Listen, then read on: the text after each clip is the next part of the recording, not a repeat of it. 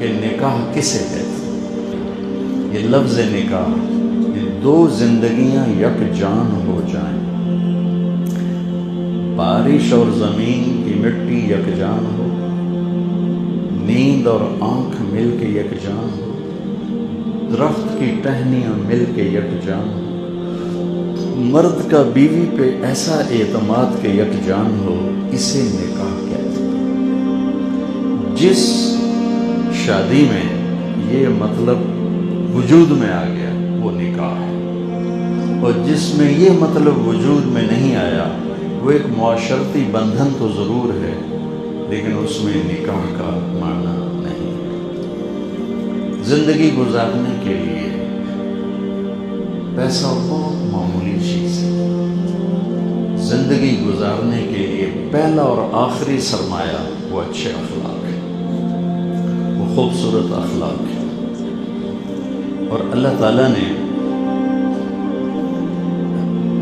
قرآن پاک میں دو لفظ ہیں، میں وہ بس بتا کے تھوڑی اس کی تشریح کر دیتی۔ ہن لباس لکم وانتم لباس لہن، تمہاری بیوی تمہارا لباس ہے، اور بیویوں سے کہتا ہے تمہارے خامن تمہارا لباس ہے، تمہاری بیوی تمہارا لباس ہے۔ تو کیا خیال ہے جب غصہ چڑھے تو اپنے کپڑے پھاڑ چھوڑ دو؟ صرف پاگل یہ کام کرتا ہے کہ اپنے کپڑے پھاڑتا ہے، پاگل یہ کام کرتا ہے کہ اپنے اوپر کوئی چیز ڈالتا ہے۔ عقل مند کتنا ہی غصہ چڑھے اپنے کپڑے نہیں پھاڑتا۔ تو لباس کیا خوبصورت تشبیہ ہے، ما اجمل التشبیہ، ما اجمل التشبیہ، کیا خوبصورت تشبیہ ہے کہ تیری بیوی تیرا لباس ہے۔ جتنے لباس کی حفاظت میں کرتا ہوں اتنا میں بیوی کے رشتے کی حفاظت کروں تو یہ رشتہ آباد ہو جائے۔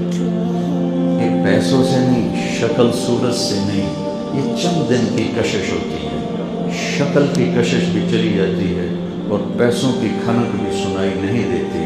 جب رویے گندے ہوتے ہیں، زبان گندی ہوتی ہے، آنکھوں میں قہر ہوتا ہے، جملے طنزیہ ہوتے ہیں، تو زندگی کی کوئی بھی چیز حسین نہیں رہتی، اندھیرا چھا جاتا۔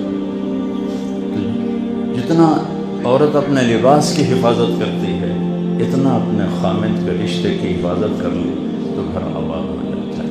اور لباس کو کاٹنے کے لیے کینچی ہے، لباس کو کاٹنے کے لیے کینچی، اور رشتوں کو کاٹنے کے لیے زبان ہے۔ زبان کینچی کا کام کرتی ہے،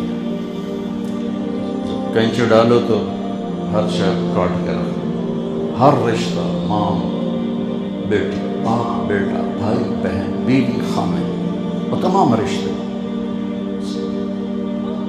اگر یہ زبان تیز ہوگی تو یوں کاٹ دے گی، یوں کاٹ دے گی، یوں کاٹ دے گی۔ اللباس یقطع بالمقراط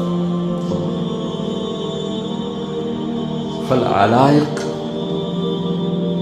والأنصاب والأحصاب يقطع باللسان، هذا أحد من المقراط، هذا أحد من، والله الذي نفسي بيده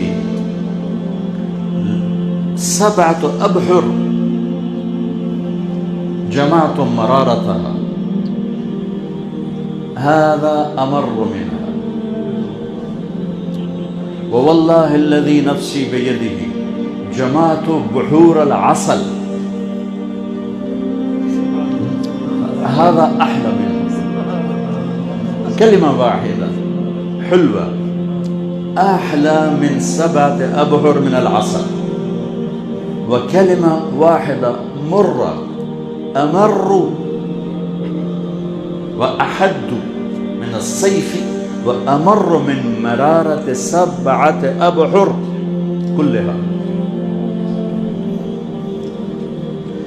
بھائیو، جتنا اس میں زہر ہے اتنا کوبرا میں بھی نہیں۔ مفہوم کوبرا؟ حیہ اشد لدغتا اشد سما،